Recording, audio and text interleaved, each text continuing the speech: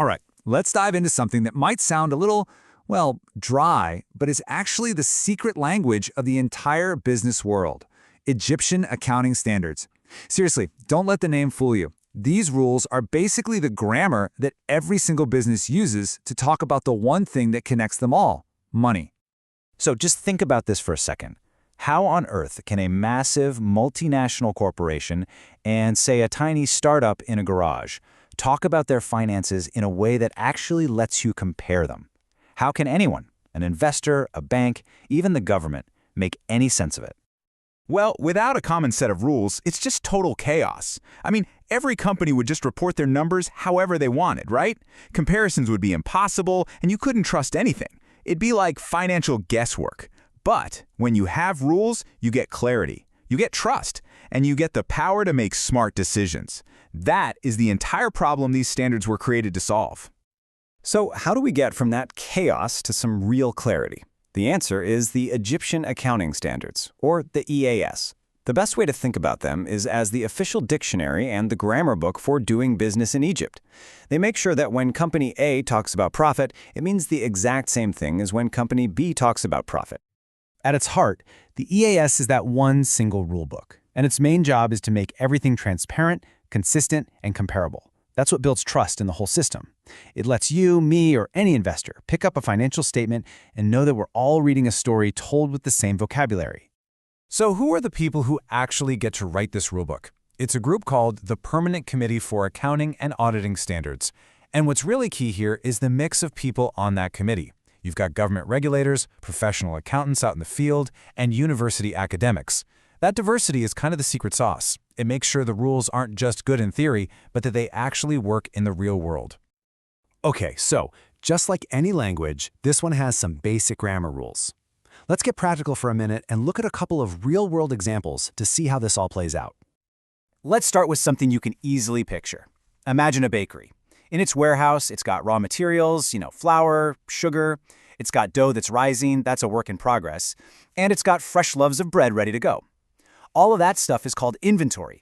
So the big question is, how does the bakery put one single number on the value of all of that? This gets at a core idea in accounting called prudence, or tahaffuz in Arabic. It's a big one, along with other ideas like matching your expenses to the money they helped you earn. For inventory, the rule is pretty simple. You have to value it at what you paid for it, the cost, or what you could sell it for today, the net realizable value, whichever one is lower. This stops companies from puffing up their numbers and pretending their assets are worth more than they really are. It keeps things conservative and realistic. Okay, now let's take that same idea and apply it to something even bigger, like a company's land or its buildings. For a long time, the old rules said you had to list that land at the price you paid for it, even if you bought it 20 years ago. But a huge update in 2023 brought in something called the revaluation model. This lets companies use the current market value. It gives a way more accurate picture of what a company is truly worth, especially when inflation is high. And that brings up a really critical point. This financial language, it's not set in stone. It can't be. It has to be a living, breathing thing that changes and adapts to what's actually happening in the economy. The business world moves fast, and the rules have to keep up.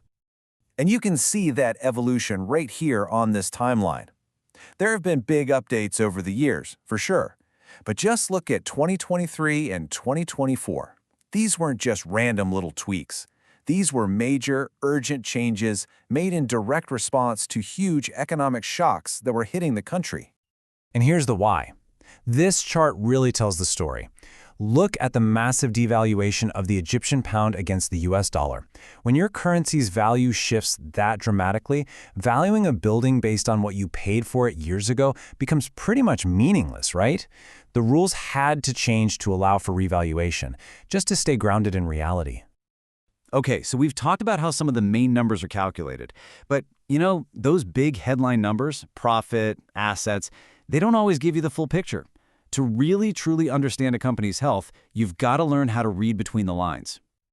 I absolutely love this quote. Profit is an opinion, but cash is a fact. It's so true. It perfectly captures this idea that the final profit number can be shaped by different accounting choices and estimates. It's an opinion, but the actual hard cash that flows into and out of a company's bank account, that's a fact. And the real truth is usually buried in those details. And those details, they all live in the footnotes, or the idahat. This is where the real detective work happens for smart investors and analysts. They're digging in here to find the assumptions the company made, how they calculated things like depreciation, and, this is a big one, any shady deals with related parties, like, say, a company owned by the CEO's son.